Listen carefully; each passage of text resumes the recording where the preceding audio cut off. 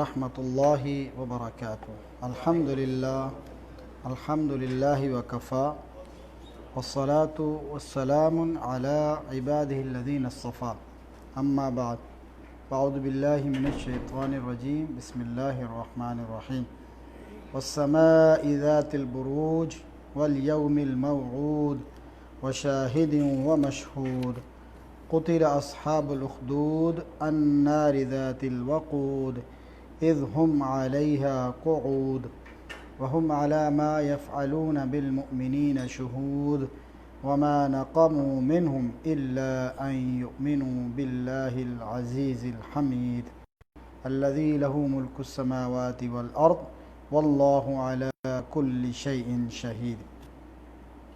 حاضرین محترم، عزیز دوستو، ساتھیوں اور محترم بزرگوں، آج کا ہمارا ترجمہ تفسیر کا جو درس ہے اس میں جو ہمارا سبق ہے وہ سورۃ البروج۔ پچھلے درس میں ہم نے تفسیر کے درس میں سورۃ الطارق کے بارے میں پڑھا تھا، اس کا ترجمہ اور مختصر تفسیر پڑھی تھی۔ ترتیب کے لحاظ سے سورۃ الطارق کے بعد سورۃ البروج، اور اس سورت کا جو نام ہے سورۃ البروج، تو اس کے شروع میں ہی ایک جو آیت ہے والسماء ذات البروج، اس مناسبت سے اس سورت کا نام سورہ بروج رکھا گیا۔ اس سورت کا جو شان نزول ہے یا اس کا پس منظر ہے یا اس کا جو بیک گراؤنڈ ہے وہ یہ کہ اسلام ابھی ابتدائی زمانے میں تھا، اور جو لوگ اہل مکہ میں سے جو لوگ مسلمان ہو گئے تھے، تو بقیہ جو مکہ کے کافر تھے، قریش مکہ تھے، وہ ان مسلمانوں پر انہوں نے سختیاں شروع کر دی، ظلم و ستم شروع کر دیے تھے، ان کو ستانا، ایذا رسانی، تکلیف دینا، ان کو مجبور کرنا کہ وہ واپس اپنے باپ دادا کے دین میں پلٹ جائیں، لوٹ جائیں، اور اس حوالے سے انہوں نے نت نئے ہتھ کنڈے اور جو ہے وہ حربے ان پر آزما رہے تھے اور طریقے شروع کیے ہوئے تھے۔ تو مسلمانوں کے ساتھ یعنی ایک آپ کہہ لیں کہ سختی کا اور مسلمانوں پر ایک مشقت کا اور تکلیف کا اور پریشانی کا وہ وقت تھا۔ اسلام ابھی ابتدا میں تھا، بدل اسلام غریباً وسیعود کما بدا۔ اسلام اس وقت غرابت کے دور میں تھا، اجنبی تھا، نیا تھا، لوگ اتنا جانتے نہیں تھے، زیادہ لوگ ابھی مسلمان نہیں ہوئے تھے۔ جو ابتدائی اسلام میں مسلمان ہوئے تھے، دوسرے لوگ جو تھے غیر مسلم لوگ یا کافر لوگ، باوجود یہ کہ بہت سارے لوگ ان میں سے ان کے اعزاء اقربا ہی تھے، رشتہ دار ہی تھے، خاندان والے، برادری والے، قبیلے والے تھے، اس کے باوجود وہ یہ سمجھتے تھے کہ ہمارا جو باپ دادا کا دین ہے وہ حق اور سچ ہے، اور یہ جو لوگ ہیں یہ بے دین لوگ ہیں، یہ لادین لوگ ہیں، یہ ہمارے انہوں نے جو باپ دادا کو دین کو چھوڑ دیا گویا کہ بے دین ہو گئے۔ ان کے نزدیک، کافروں کے نزدیک یہ بے دین لوگ ہو گئے، اور انہوں نے ایک جو باپ دادا سے چلا آ رہا دین اس کو انکار کر دیا، اس کو جھٹلا دیا، اس کو چیلنج کر دیا۔ یہ ان کے لیے ایک بڑی چیلنج کی بات تھی اور بڑی ان کے لیے المیہ کی بات تھی۔ تو انہوں نے اس حوالے سے مختلف ہتھ کنڈے آزمانے شروع کر دیے تھے۔ آپ نے سنا ہوگا جو حضرت یاسر رضی اللہ تعالیٰ عنہ کے خاندان کے ساتھ ہوا، ان کے بیٹے عمار بن یاسر، حضرت یاسر، ان کی عمار بن یاسر کی والدہ حضرت سمیہ، جو ہوا آپ جانتے ہیں، تاریخ اسلامی کا ایک حصہ ہے، کس طریقے سے جو ہے وہ ان کو دو اونٹوں سے باندھا گیا، ایک ٹانگ کو ایک اونٹ اور دوسرے ٹانگ کو دوسرے اونٹ کے ساتھ، ان کو مخالف سمتوں میں دوڑا دیا گیا، جسم کے دو ٹکڑے ہو گئے۔ اور جس طرح آل یاسر پہ اور خاندان یاسر پر جو ظلم و ستم ہوا، حضرت مصعب بن عمیر، اسی طریقے سے صہیب رومی، اسی طریقے سے بلال حبشی، خاص طور پہ جو لوگ پردیسی تھے یا غلام تھے وہ زیادہ ظلم و ستم کا نشانہ بنے، باقی لوگ بھی بنے، لیکن جو لوگ باہر سے آئے ہوئے تھے وہ اور زیادہ ظلم و ستم کا نشانہ بنے۔ باقی یہ کہ کوئی کسر نہیں چھوڑی انہوں نے اپنے رشتہ داروں، خاندان والوں کو بھی، حضرت ابوبکر صدیق رضی اللہ تعالیٰ عنہ اور دیگر اصحاب رسول۔ تو ایک موقع پر انہوں نے اللہ کے رسول صلی اللہ علیہ وسلم سے آ کر شکایت کی، شکوہ کیا اور اپنی مصیبت کا ذکر کیا، ان آزمائشوں کا، ان آلام، دکھ اور تکلیفوں کا۔ اللہ کے رسول آپ صلی اللہ علیہ وسلم بیت اللہ کے جو ہے ساتھ، بیت اللہ کی دیوار کے ساتھ، کعبۃ اللہ کی دیوار کے ساتھ ٹیک لگا کر بیٹھے ہوئے تھے، اور صحابہ نے آپ کی خدمت میں پیش ہو کر عرض کی کہ اللہ کے رسول بڑی یعنی مصیبت اور تکلیف اور پریشانی بہت زیادہ ہو گئی، مصائب اور مظالم بہت بڑھ چکے۔ آپ صلی اللہ علیہ وسلم ٹیک لگائے ہوئے تھے، آپ نے فوراً ٹیک چھوڑ دی، سیدھے ہو کے بیٹھ گئے اور پھر قرآن کی وہ آیتیں تلاوت کی کہ ابھی ان لوگوں پر وہ وقت نہیں آیا جو پچھلی امتوں اور قوموں پر آیا تھا۔ ان قوموں میں جو لوگ ایمان لائے تھے ان کو جو ہے جو ان کو مصائب سے ان کے اوپر جو ظلم کے پہاڑ توڑے گئے، جو ان کو جھنجھوڑا گیا، جو ان کے اوپر تکلیفیں آئیں، جو آزمائشیں آئیں، ابھی ان لوگوں کو وہ آزمائش اور تکلیفوں کا سامنا نہیں کرنا پڑا۔ ان لوگوں کو لوہے کی کنگھیوں سے ان کے گوشت کو نوچا گیا، ان کے جسموں کو نوچا گیا، ان کو لوہے کے آروں سے چیر دیا گیا، ان کو جو ہے جھنجھوڑا گیا، ان کو توڑا گیا، ان کو جو ہے سخت یعنی قسم کے ان کے اوپر تکلیفیں اور آزمائشیں اور عذاب آئے۔ وہ قرآن کی آیت ہے اور اس کی تفسیر بھی آپ اس کو پڑھ سکتے ہیں۔ وہ کیسے ہے خورشید بھائی وہ آیت؟ الم یعن للذین، وہ قرآن کی آیت ہے نا کہ وزلزلوا، کہ ابھی ان لوگوں پر وہ وقت نہیں آیا جو پچھلی امتوں پر آیا تھا۔ ان پچھلی امتوں کے لوگوں کو جو ہے وہ قرآن کی آیت ابھی مجھے یاد نہیں آ رہی کہ ان کو جھنجھوڑا گیا، ان کے اوپر سخت تکلیفیں ان کو آئیں، اور بعض جگہ پر آتا ہے کہ ان کو لوہے کی کنگھیوں سے ان کے جسموں کو نوچا گیا، ان کے گوشت کو، اور ان کو لوہے کے آروں سے چیرا گیا۔ یہ مختلف 2-3 جگہ پر یہ واقعہ اس طریقے سے قرآن میں بھی اس کا ذکر ملتا ہے۔ تو یہ آیتیں آپ صلی اللہ علیہ وسلم نے ان کو جو ہے تلاوت کی، اور اس کے آخر میں پھر تسلی کے الفاظ ہیں کہ جو ہے وہ یعنی پریشان نہ ہو، اللہ کی نصرت اور اس کی مدد آ کر رہے گی، اور مسلمان غالب ہوں گے اور مسلمان کامیاب ہوں گے۔ تو یہ صورت بھی اسی پس منظر اور اسی حالات کے اندر مسلمانوں کو اہل مکہ کی ایذا رسانی پر صبر استقامت کی تلقین کے لیے نازل ہوئی، کیونکہ اس صورت میں جو بنیادی طور پہ جو واقعہ ہے وہ پچھلی قوموں کے اندر گزرا ہوا ایک اسی طرح اہل ایمان پر جو ظلم، بربریت اور ظلم و ستم کا ایک بڑا یعنی بہت سنگین جو واقعہ گزرا ہے تاریخ کے اندر، اس کی تفصیل اس صورت کے اندر یا اس کی تفسیر کے اندر وہ تفصیل ملتی ہے۔ اصحاب الاخدود کے نام سے، یہ خندقوں والے تاریخ میں اصحاب الاخدود کے نام سے مشہور ہے، خندقوں والے۔ تو یہ صورت دراصل مسلمانوں کو اہل مکہ کی ایذا رسانیوں پر صبر اور استقامت کی تلقین کے لیے نازل ہوئی ہے، پچھلے قوموں کے امتوں کے احوال بتلا کر کہ جس طرح ان پر یہ ظلم اور ستم اور تکلیفیں اور پریشانیاں آئی تھی، ابھی تو تمہیں ان کا عشر اشیر بھی نہیں پہنچا، پھر بھی وہ لوگ ایمان پر استقامت رہے۔ تو اہل ایمان تم بھی صبر اور استقامت کا دامن ہاتھ سے نہ چھوڑو۔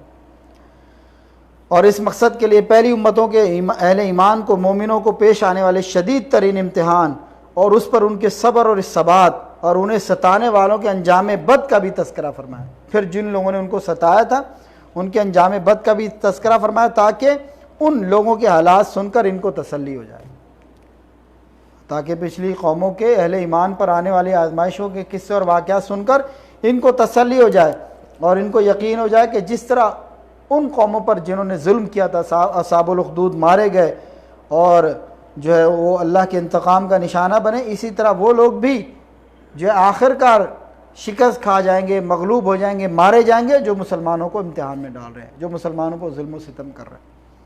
تو والسماء ذات البروج، قسم آسمان کی، برجوں والے آسمان کی۔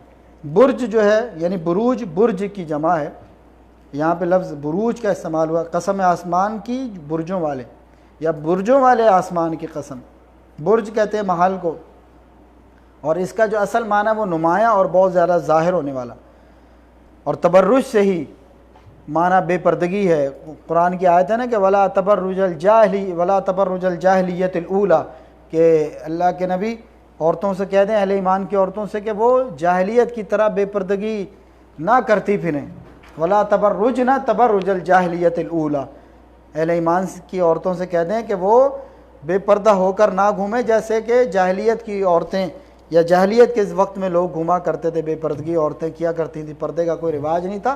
ولا تبرجن تبرج الجاہلیت الاولی، پہلے جیسی جاہلیت کی رواجوں کی طرح بے پرد ہو کے نہ گھومیں، اہل ایمان کی عورتوں کو نصیحت فرمائیں۔ تو اس کا برج کا معنی ظاہر ہونا، نمایاں ہونا، کیونکہ جو محل ہوتا ہے بلند محل اس کو بھی برج کہتے ہیں اور وہ بھی دور سے نظر آ رہا ہوتا ہے، اور تبرج اسی سے بے پردہ ہونا۔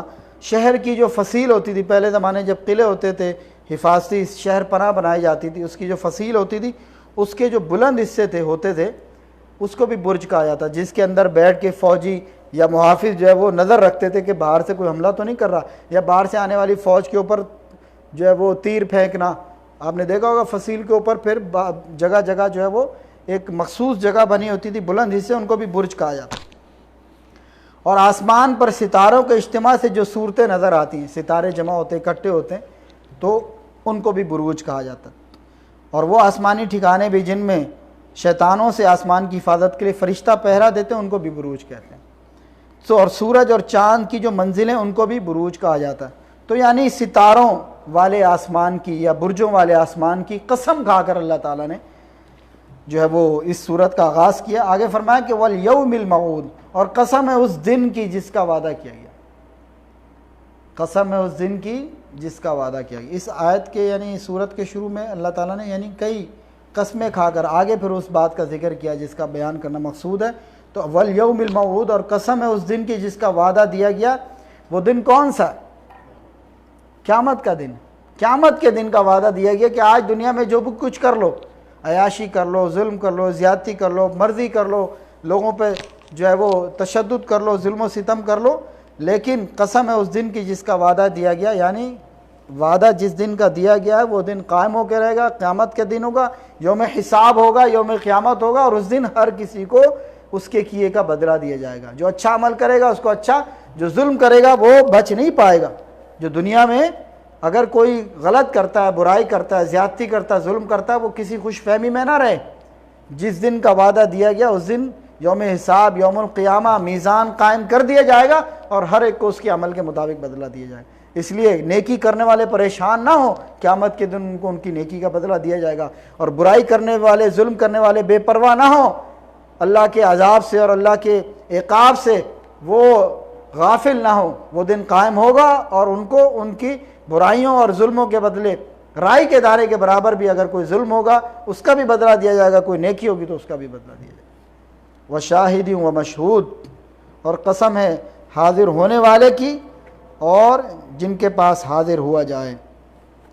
شاہد حاضر ہونے والا، مشہود جس کے پاس حاضر ہوا جائے۔ لفظوں کے لحاظ سے اس میں وہ سب لوگ شامل ہیں جو کہیں بھی حاضر ہو سکتے ہیں اور مشاہدہ کر سکتے ہیں، اور اسی طرح وہ تمام چیزیں مشہود سے مراد ہیں جن کا مشاہدہ ہو سکتا ہے یا جن کے پاس کوئی حاضر ہو سکتا ہے۔ اہل علم نے شاہد اور مشہود کی تفسیر کرتے ہوئے جس چیز کو زیادہ اہم سمجھا اس کے ساتھ تفسیر کر دی۔ تو بہت سارے صحابہ اور تابعین نے شاہد سے مراد یوم جمعہ لیا ہے، جمعے کا دن، جمعے کے دن لوگ حاضر ہوتے ہیں، اور مشہود سے مراد یوم عرفہ لیا۔ لیکن الفاظ کے عموم سے معلوم ہوتا ہے کہ اس سے مراد ہر وہ فرد ہے جو کہیں بھی حاضر ہوتا ہے، یا حاضری کا ہر وہ موقع جس میں کوئی فرد حاضر ہوتا ہے۔ تو اللہ تعالیٰ نے حاضر ہونے والوں کو بھی گواہ بنا لیا۔ کوئی بھی کہیں حاضر ہوتا ہے کسی جگہ پر یا کسی موقع پر، قسم ہے ان لوگوں کی بھی، حاضر ہونے والوں کی، اور جو حاضر ہونے والی جگہ ہے اس کی بھی قسم ہے۔ کیا قسم ہے؟ فرمایا کہ قتل اصحاب الاخدود، ان ساری چیزوں کی قسم کھا کی، آسمان کے ستاروں کی، برجوں کی، قیامت کے دن کی، اور ہر وہ شخص جو حاضر ہوتا ہے یا ہر وہ جگہ جہاں حاضر ہوا جاتا ہے، یہ سب یعنی ان چیزوں کی قسمیں کھا کے کہ یہ گواہ رہیں۔ آگے وہ بات فرمائی جس کے لیے یہ تمہید باندھی گئی، جس کے لیے یہ 3 قسمیں اٹھائے گی، 3 قسمیں اٹھائے گی اس بات کے لیے جس کا آگے ذکر ہو رہا، قتل اصحاب الاخدود، مارے گئے، مار ڈالے گئے، اصحاب الاخدود خندقوں والے، اخدود یہ جمع ہے خندق کی، خندقوں والے مارے گئے، النار ذات الوقود، اور وہ خندقیں کون سی تھیں؟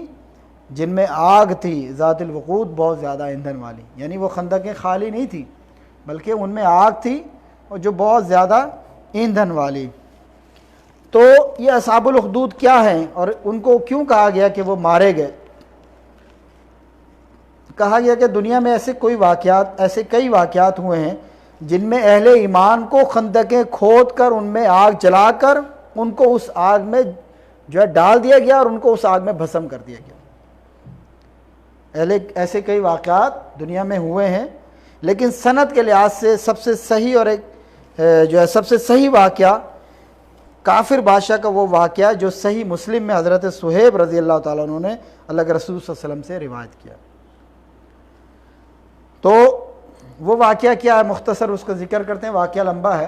ایک کافر بادشاہ تھا، اس کے پاس ایک جادوگر تھا، کاہن نجومی جادوگر. پہلے بادشاہ اپنے دربار میں رکھا کرتے تھے جو ان کو غیب کی خبریں بتاتے، مستقبل کے حالات بتاتے اور ان کے لیے شعبدہ بازیاں کرتے تھے، کاہن نجومی جادوگر. تو وہ جو جادوگر تھا یا وہ کاہن نجومی جو تھا، وہ جب بوڑھا ہو گیا تو اس نے بادشاہ سے کہا کہ بادشاہ سلامت، اب میں بوڑھا ہو گیا ہوں اور میری زندگی کے آخری ایام ہیں، کسی وقت بھی دنیا سے چلا جاؤں گا، تو ایسا کریں کہ کوئی مجھے نوجوان لڑکا یا بچہ کوئی دے، ذہین فطین، جس کو میں اپنا علم منتقل کر دوں تاکہ وہ بعد میں بھی آپ کی خدمت کرتا رہے. تو بادشاہ سلامت نے ڈھونڈ ڈھانڈ کے ایک سمجھدار بچہ اس کے حوالے کر دیا کہ اپنا علم اس کو سکھاؤ. اب وہ بچہ جو تھا وہ اس کے پاس جانے لگا، اس بادشاہ کے پاس اور اس جادوگر کے پاس. تو جس راستے سے وہ بچہ اس جادوگر کے پاس جاتا تھا، اس راستے میں ایک راہب بھی تھا، اس کی کٹیا بھی تھی یا اس کا معبد بھی تھا یا اس کی کوئی جگہ تھی، ڈیرا تھا، وہ وہاں سے گزرتا تھا اس راستے میں. تو وہ بچہ کبھی کبھار اس کے پاس بھی بیٹھنے لگا، اس کی بھی باتیں سننے لگا اور راہب کی باتیں اسے اچھی لگیں، اسے سمجھ آئیں، اس کے دل و دماغ میں ان باتوں نے گھر کیا. یہ آپ کے ذہن میں ہونا چاہیے کہ یہ بات اس دور کی ہے، یعنی پرانی امتوں اور قوموں کی ہے جس زمانے میں وہ راہب اس اللہ کے صحیح دین کے اوپر قائم تھا. یہ آج کل کے عیسائی پادری اور راہب کی بات نہیں ہو رہی، یہ اس دور کی بات ہو رہی ہے جب یہ سمجھ لیں کہ جو دین اس وقت تھا اس کا وہ صحیح عالم تھا، وہ راہب جو اس دور میں موجود تھا. تو وہ اس راہب کے پاس بھی بیٹھنے لگا اور جادوگر کے بھی پاس بھی جاتا. حالانکہ اس حوالے سے اسے مشکل کا سامنا بھی کرنا ہوا. وہ جادوگر اسے ڈانٹتا ڈپٹتا تھا، دیر ہو جاتی تھی اور اس سے باس پرس کرتا تھا، وہ پریشانی بھی ہوئی اسے، لیکن بہرحال وہ اس روٹین میں رہا اور وہ راہب کی باتیں سنتے سنتے، اس سے علم حاصل کرتے کرتے اس کا دل اس کے اوپر یعنی مطمئن ہو گیا. وہ اس کے دین پر ایمان لے آیا، اس کی باتیں سن کر اس نے وہ علم حاصل کرنا شروع کر دیا اور وقت اسی طرح گزرتا چلا گیا. ایک دفعہ راستے میں جو ہے کوئی جانور راستے میں اس طریقے کا جانور تھا جس نے لوگوں کا راستہ روک رکھا تھا. کوئی خطرناک جانور تھا، کوئی سانپ تھا یا اژدہا تھا یا کوئی اور جانور تھا، اس کی وضاحت نہیں ہے، تعین نہیں. کوئی کہتے ہیں شیر تھا، کوئی کہتے ہیں اژدہا تھا. بہرحال ایسا جانور تھا جس نے راستے کو روک رکھا تھا. راستے میں وہ موجود تھا اور لوگ اس کے ڈر سے ادھر والے ادھر، ادھر والے ادھر، ادھر والے ادھر نہیں آ سکتے، ادھر والے ادھر نہیں جا سکتے تھے. خوف اور ڈر کی وجہ سے لوگ اس کے قریب نہیں جا رہے تھے اور اپنی منزل کو نہیں پہنچ رہے تھے. اس کے بھی وہی راستہ تھا. اس نے جب دیکھا، اس نے اپنے دل میں من میں یہ سوچا کہ آج میں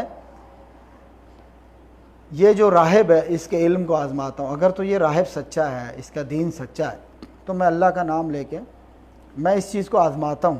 اگر وہ حق اور سچ ہوگا تو واضح ہو جائے گا. اس نے ایک پتھر لیا اور دعا کی کہ یا اللہ، یا رب، اگر یہ راہب سچا ہے، اس کا دین سچا ہے، تو اس پریشانی سے لوگوں کو نجات دے اور اس موذی کو ہلاک کر دے تاکہ لوگوں کا راستہ. وہ پتھر اٹھا کے اس نے اللہ کا نام لے کے بسم اللہ پڑھ کے جو بھی دعا کر کے اس نے وہ مارا، وہ جانور مر گیا.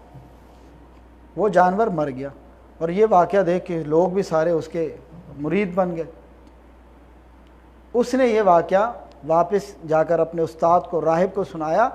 اس نے کہا اب تم یعنی علم و عرفان کی جو منزل تھی آخری، اس پر پہنچ چکے ہو، علم و دانش تمہیں حاصل ہو گیا، لیکن یہیں سے تمہاری آزمائش کا بھی راستہ شروع ہوتا ہے. لیکن اگر تم پر کوئی آزمائش آئے تو میرا نام نہیں لینا. مختصر یہ کہ اس کے بعد لوگ اس کے مرید ہو گئے، اس کے گرد جمع ہونے لگے، اپنی پریشانیاں، مسائل، مشکلات، بیماریاں لے کر آنے لگے. وہ اللہ کا نام لے کر لوگوں کو دم کرتا اور لوگ ٹھیک ہو جاتے. کوئی کسی بیماری میں، برس کی بیماری کا علاج کرنے لگا، اندھوں کی بیماری کا علاج کرنے لگا، مختلف بیماریوں کا جو لا علاج بیماریاں تصور ہوتی تھی ان کا بھی وہ علاج کرنے لگا. لیکن جو بھی آتا وہ اس کو ایمان کی اور دین کی تلقین اور نصیحت کرتا اور ان کو جو ہے صحیح جو راستہ تھا دین کا وہ بتاتا، سجاتا، ان کو قائل کرتا، وہ اسلام اور ایمان قبول کر لیتے اور وہ ان کو دم کرتا۔ ہوا یہ کہ بادشاہ کے مصاحبین میں سے جو اس کے وزراء تھے، جو اس کے عمائدین تھے، ان میں ایک شخص نابینا تھا۔ اس نے بھی اس لڑکے کی شہرت سنی کہ بھائی وہ لڑکا تو بڑا جو ہے وہ کمال والا ہے، لا علاج بیماریوں کا علاج کرتا ہے۔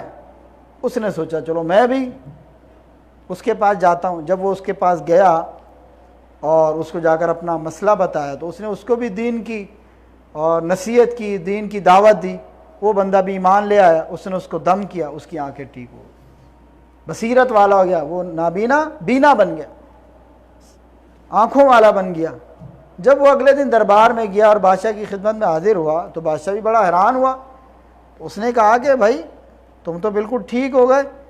تو اس نے کہا جی اس اللہ کی تعریف ہے کہ جس نے مجھے ٹھیک کر دیا، اس نے ایمان کا اور اپنے توحید کا اس نے اقرار کر لیا اور اظہار کر لیا۔ تو اس نے کہا کہ یہ تمہیں کس نے ٹھیک کیا اور یہ کہ تم کون سے دین کی بات کر رہے ہو؟ اس نے اس لڑکے کا پتہ بتا دیا۔ اس نے اس لڑکے کو بلوا لیا، کہنے لگا واہ بھائی بڑے کلاکار بن گئے ہو، جادوگر کا جادو سیکھ کر جس جادوگر کے پاس تمہیں بھیجا تھا بہت بڑے کلاکار بن گئے ہو، اب اندھوں کا بھی علاج کرنے لگے ہو ہیں، تو یہ جادو تو بڑا کامیاب ہے۔ اس نے پھر اس کے سامنے صحیح دین کی دعوت پیش کی بادشاہ کے سامنے، جس کو سن کر وہ غضبناک ہو گیا اور کہنے لگا میں نے تمہیں جادوگر کے پاس بھیجا تھا، تم تو بے دین ہو گئے اور تم اس راہب کے دین کو تم نے اختیار کر لیا ہے، ابھی میں تمہیں اس کا مزہ چکھاتا ہوں۔ پھر وہی جیسے اپنی پاور اور طاقت کا استعمال کرنا، سپاہیوں کو کہا جاؤ اس کو، پہلے تو اس کو دھمکیاں دی گئی کہ بھائی تم جو ہے یہ دین چھوڑ دو اور جو ہمارا دین ہے اس کو اختیار کرو، کفر کو اور یہ ایمان کو چھوڑو۔ لیکن جب نے وہ اس چیز پر قائل نہ ہوا تو سپاہیوں کو بھیجا جاؤ اور اس کو جا کر موت کے گھاٹ اتار دو، کسی اونچی پہاڑی سے جا کر اس کو دھکا دے دو۔ کسی اونچی پہاڑی پر اس کے سپاہی اور فوجی لے گئے، تو وہاں گئے، اس نے اللہ تعالیٰ سے دعا کی، اس پہاڑی پر زلزلہ آیا، وہ سارے سپاہی فوجی گر کے مر گئے اور اس کو اللہ تعالیٰ نے سلامت رکھا، وہ واپس صحیح سلامت بادشاہ کے دربار میں پہنچ گیا۔ بادشاہ بڑا حیران ہوا، لیکن پھر بھی جب طاقت اقتدار کا نشہ ہوتا ہے نا انسان کے سامنے، سارے پردے جو ہے نا وہ آ جاتے ہیں، اس کو کوئی چیز دوسری نظر نہیں آتی، اتنا واضح ہونے کے باوجود بھی۔ پھر اس نے دوسرے گروپ کو بھیجا، دوسرے جو ہے وہ فوجیوں کو بھیجا، جاؤ اور اس کو سمندر میں غرق کر کے آؤ۔ پہاڑی سے تو کسی طرح بچ گیا، قدرتی طور پہ پاؤں سلپ ہو گیا ہوگا فوجیوں کا، سمندر میں اس کو غرق کر کے وہ گئے، کشتی میں بٹھائے، بیچ سمندر میں لے گئے۔ پھر اس نے اللہ سے دعا کی، وہ کشتی بھی غرق ہو گئی، وہ بادشاہ کے سپاہی بھی غرق ہو گئے اور وہ بچہ جو ہے وہ پھر بچ گیا۔ پھر وہ واپس آ گیا صحیح سلامت، پھر بادشاہ کے دربار میں، بادشاہ بڑا پریشان۔ پھر اس بچے نے کہا کہ بادشاہ سلامت، تم اگر مجھے مارنا چاہتے ہو ایسے تم نہیں مار سکتے، پھر تم ایک کام کرو، ساری اپنی عوام کو، تمام لوگوں کو جمع کرو ایک بڑے میدان میں اور مجھے وہاں کھڑا کرو اور ایک تیر لو اور اس پر یہ کہو کہ اللہ اس بچے کے رب کے نام سے بسم ربک ھذا الغلام، یہ میں تیر چلاتا ہوں تو پھر جو ہے وہ میں مر سکتا ہوں، اس کے علاوہ مجھے موت نہیں آئی۔ اس طرح کی بات ہوئی، اس نے ساری مخلوق کو جمع کیا۔ اس نے یہ نہیں سوچا کہ میں کیا کرنے جا رہا ہوں، بس اس کے ذہن میں تھا کہ یہ بے دین ہو گیا، اس کو ختم کرنا۔ اس نے ساری مخلوق کو، عوام کو جمع کیا ایک بڑے میدان میں، وہ بچے کو کھڑا کیا اور تیر یہ لے کر نام چلایا کہ بسم ھذا الغلام بسم ربک ھذا الغلام، اس بچے کے رب کے نام کے ساتھ جو ہے، جب یہ کہہ کے اس نے تیر چلایا، وہ تیر بچے کو لگا، بچہ مر گیا۔ وہاں جتنی بھی عوام تھی وہ ساری کی ساری، جب انہوں نے یہ دیکھا کہ اللہ کے نام کے ساتھ، پہلے تو اس بچے کو موت نہیں چھو رہی تھی لیکن اللہ کے نام کے ساتھ وہ سارے کے سارے ایمان لے۔ پھر اس وقت وہ بادشاہ کا دماغ خراب ہوا، پھر بھی اس کو سمجھ کوئی نہیں آئی، وہی ظلم اور وہ اقتدار اور وہ اختیار اور وہ بادشاہت۔ اس نے اپنے فوجیوں کو کہا کہ خندقیں کھودو، ان میں آگ جلاؤ اور ان میں سے جو بندہ بے دین ہو گیا اس کو کہو واپس اپنے باپ دادا کے دین پر آئے تو ٹھیک، نہیں تو اس کو اس خندق میں ڈال دو۔ اور پھر اس طرح ہزاروں کی تعداد میں جو ہے وہ لوگوں کو ان خندقوں میں ڈالا گیا جو خندقیں آگ سے بھری ہوئی تھی۔ اس کا ذکر ہوا قتل اصحاب الاخدود النار ذات الوقود، مارے گئے خندقوں والے، اور وہ خندقیں جو تھیں وہ خالی خندقیں نہیں تھیں، النار ذات الوقود، وہ آگ سے بھری ہوئی تھیں اور بہت زیادہ، یعنی ایندھن والی اور آگ سے، جو سراسر آگ تھی، یعنی اس میں آگ بھڑکائی اور دہکائی گئی تھی اور وہ آگ بھی بہت ایندھن والی تھی، کوئی جلدی بجھنے والی نہیں تھی۔ اور اسی میں وہ واقعہ بھی آتا ہے جب ذکر کیا جاتا ہے کہ اس دنیا میں کچھ بچے ایسے گزرے جنہوں نے بچپن میں کلام کیا.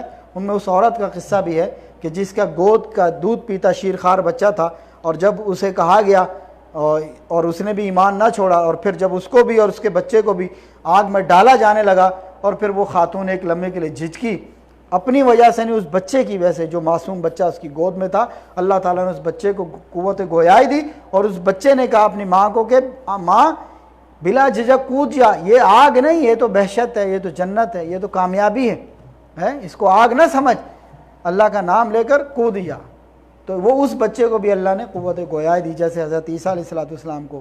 اور ایک دو واقعات اور بھی ہیں جن میں اللہ تعالیٰ نے چھوٹے بچوں کو، دودھ پیتے بچوں کو قوت گویائی دی، اور انہوں نے اپنے بچپنے میں، جس عمر میں بچہ بول نہیں سکتا لیکن انہوں نے کلام کیا، یہ اللہ تعالیٰ کا معجزہ ہے اور اللہ کی قدرت. تو یہ صورت جو تھی صورت بروج، جس کا ہم نے آغاز کیا، اور یہ قسمیں جو کھائی ہیں ان لوگوں کا اللہ تعالیٰ نے ذکر کیا کہ مارے گئے. یعنی قتلہ، اس کو مفسرین نے مانا کیا کہ قتلہ بمعنی لعینہ. قتلہ کیونکہ تفسیر میں کہیں ذکر نہیں ملتا کہ وہ بادشاہ مارا گیا ہو یا اس وقت کوئی ہلاک ہو گیا ہو، لیکن یہاں اس سے مراد علماء نے صاحب تفسیر نے یہ لیا ہے، اس سے مراد کہ لعینہ، کہ جن لوگوں نے یہ فعل کیا وہ ہلاک ہوئے، برباد ہوئے، وہ لعنت کے مستحق ٹھہرے، اللہ کی رحمت سے دور ہو گئے. ایک تو کفر، اور اس کے بعد لوگوں کے اوپر یہ ظلم. فرمایا کہ اذ ہم علیہا قعود، تو جب وہ اس پر بیٹھے ہوئے تھے، خندقیں کھدوا کر لوگوں میں اس میں کو ڈلوا بھی رہے تھے، اور یہ بادشاہ اور اس کے جو مصاحبین تھے پھر وہاں خندقوں کے کنارے بیٹھ کے لوگوں کی بے بسی کا اور ان کو مرتے ہوئے دیکھنے کا تماشا بھی وہ دیکھ رہے تھے وہاں پر بیٹھ کے. اس کا اللہ نے ذکر کیا اذ ہم علیہا قعود، جب وہ ان خندقوں پر بیٹھے ہوئے تھے. وہم علی ما یفعلون بالمؤمنین شہود، اور وہ ایمان والوں کے ساتھ جو کچھ کر رہے تھے اس پر وہ خود شاہد تھے، خود گواہ تھے. پھر قیامت کے دن یہی گواہی ان کے خلاف جانے والی ہے. اور وما نقموا منہم الا ان یؤمنوا باللہ العزیز الحمید. اچھا، یہ جو خندقوں میں جو جلانے کے واقعات اہل ایمان کو، صرف یہی ایک واقعہ نہیں ہے، اور بھی کئی سارے واقعات ہیں، مختلف انداز میں، مختلف اقوام میں، مختلف وقتوں میں، مختلف جگہوں پر. لیکن یہ واقعہ جو ہے سند کے اعتبار سے سب سے صحیح واقعہ تھا، اور صحیح مسلم میں یہ مروی تھا جو آپ کے سامنے بیان کیا.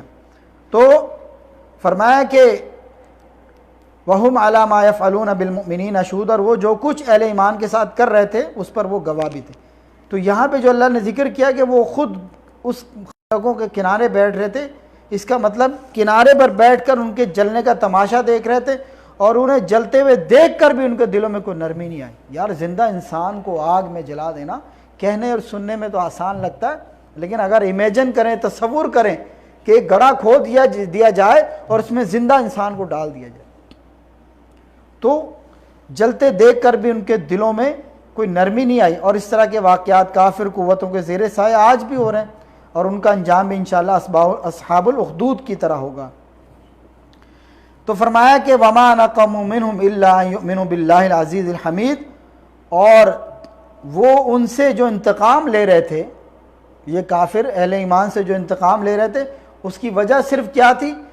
ان اہل ایمان نے ان ظالموں پر یا کسی دوسرے پر کوئی زیادتی نہیں کی تھی جس کا وہ بدلہ لے رہے تھے، بلکہ ان اہل ایمان کا جرم تو صرف اللہ پر ایمان لا کر اس پر قائم رہنا تھا. اور اس آیت میں جو فرمایا کہ الا یؤمنوا، جو فرمایا وہ حال اور استقبال پر دلالت کرتا ہے، یعنی ان کا جرم یہی نہیں تھا کہ وہ ایمان لے آئے، بلکہ یہ تھا کہ وہ اب بھی ایمان پر قائم تھے، کیونکہ ان کو وارننگ دی جا رہی تھی، ہاں بھائی ایمان چھوڑتے ہو. ایمان لانے کی وجہ سے ہی صرف یہ عذاب نہیں دے رہے تھے، بلکہ اس ایمان پر ڈٹ جانے کی وجہ سے ان کو باقاعدہ وارننگ دی جاتی تھی، ہاں بھائی ایمان چھوڑتے ہو یا ڈالیں اس. اور ہزاروں لوگوں نے وہ ایمان چھوڑنا گوارا نہیں کیا، بلکہ اس آگ میں کود جانا گوارا کیا. بظاہر تو بڑی اذیت کی، تکلیف کی بات تھی، لیکن واللہ یہ جنت کا نقد سودا تھا، یہ جنت کا نقد سودا تھا. اس وقت تو وہ تکلیف ان کو جھیلنی پڑی، زندگی سے ہاتھ دھونے پڑے، لیکن میں سمجھتا ہوں کہ جو اللہ تعالیٰ کا وعدہ ہے اہل ایمان کے ساتھ کہ وہ اس جلتی ہوئی بھڑکتی ہوئی آگ میں ڈالے گئے، لیکن ادھر سے اللہ کی بہشتوں میں بھی داخل ہو گئے، یا اس کے حقدار ٹھہرے، اللہ کی جنتوں کے وارث بن گئے. اللہ اکبر. تو فرمایا کہ وہ ان سے جو انتقام لے رہے تھے الا یؤمنوا باللہ العزیز الحمید، کہ ان کا جرم کیا تھا؟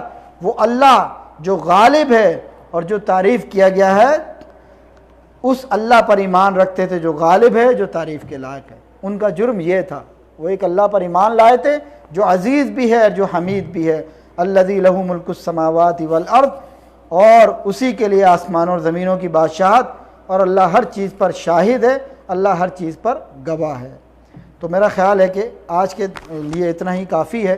انشاءاللہ باقی جو آیات رہ گئی ہیں اس کو انشاءاللہ ہم کل کے درس میں مکمل کریں گے. اللہ تعالیٰ سے دعا ہے جو کچھ کہا سنا گیا پڑھا گیا اللہ تعالیٰ میں صحیح معنوں میں سمجھنے، اس پر عمل کا پیرا ہونے اور آگے اس کو لوگوں تک پہنچانے کی توفیق عطا فرمائے.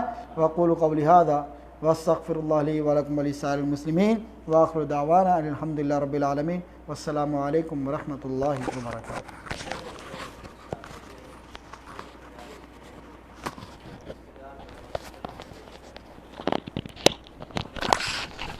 محمد